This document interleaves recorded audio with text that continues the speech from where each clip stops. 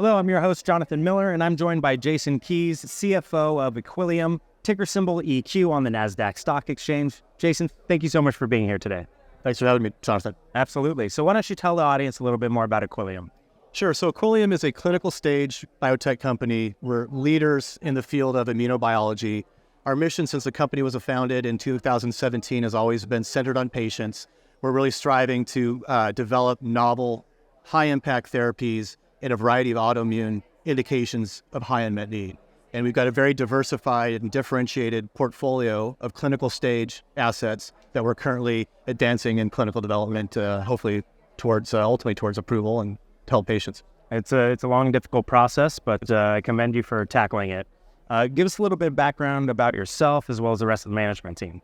Yeah, so I've been in the biotech space now almost 22 years. I actually started my career as an engineer. It wasn't through an MBA program, and at the time, the human genome was being decoded. A lot of excitement, a lot of interest in personalized medicine, and that got me really jazzed on the field of, again, personalized medicine and drug development. And so that was what launched me into a biotech career path. I had to look back. I've been in corporate finance, BD, strategy roles the whole time. All with publicly traded companies, and I've been with Equillium now for about 5 years as our CFO.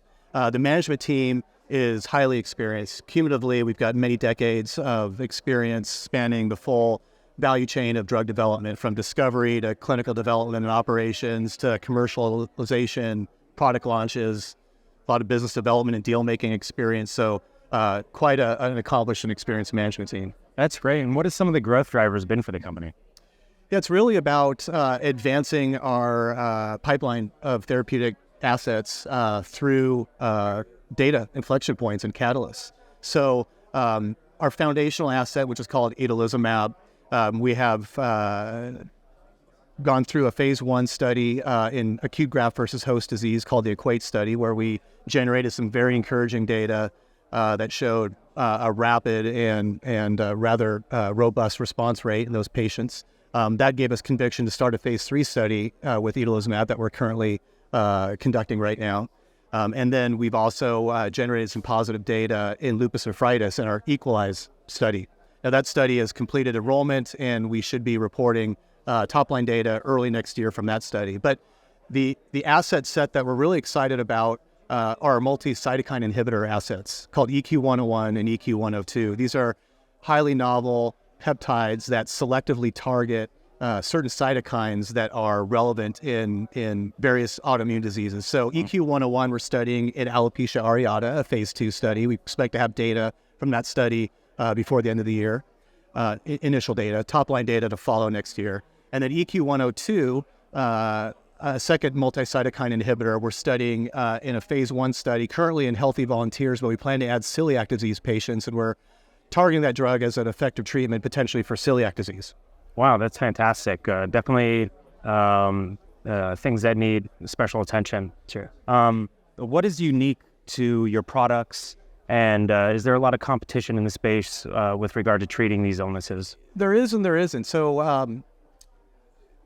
our products, these multi-cytokine inhibitors, occupy this what I'd like to refer to as kind of a sweet spot between other therapeutic approaches where maybe one cytokine, one kind of key actor in the inflammatory cascade is targeted, and that can sometimes be insufficient. And then the other end of the spectrum, there's a class of drugs called JAK inhibitors that basically inhibit over 50 cytokines. And while maybe 3 or 4 of those cytokines might be pathogenic, the other 45 plus or so could be physiologic and needed for a properly functioning immune system. And so because of that, those JAK inhibitors have undesirable safety and side effects. And so we're trying to find that sweet spot, kind of the Goldilocks, not too narrow, not too broad, but really targeting on a selective basis those cytokines that are directly relevant to treating disease. And so that's kind of our differentiating approach. That's our competitive kind of focus and our competitive advantage. Terrific. Can you expand a little bit on the clinical trials and the deployment of these products? Yeah, so the alopecia areata phase 2 studies in up to 30 subjects with alopecia areata, of moderate to severe alopecia areata, It's an open label study, 2 milligram per kilogram dosing in an intravenous delivered formulation. And we have a subcutaneous formulation under development that, should we advance it further clinical trials, we would look to test the subcutaneous formulation. So that's the alopecia areata study. And then the celiac disease study is a phase 1 called a SAD-MAD, single ascending dose, multiple ascending dose, where we're evaluating different dose levels in healthy volunteers to look at correlating dose with exposure and PK/PD and biomarker profiles of that drug. Fantastic. And what's the capital allocation strategy look like? Yeah, so we currently have $62 million in cash that we reported at the end of Q1. We just recently prepaid our debt facility, so we are debt-free, pretty clean balance sheet.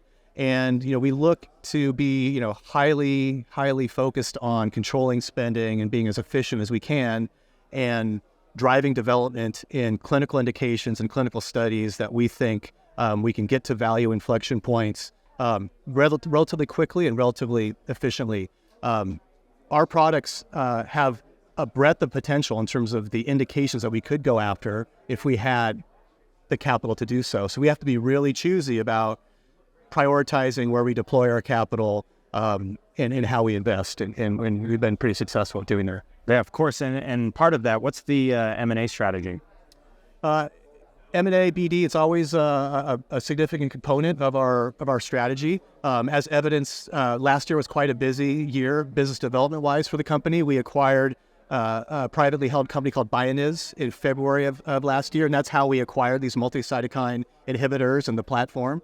And at the end of last year, that's when we did a deal with Ono Pharmaceutical, where we optioned our rights of itolizumab to Ono in exchange for a $26 million upfront payment. They fund all of our itolizumab R&D, so our operating burn goes way down.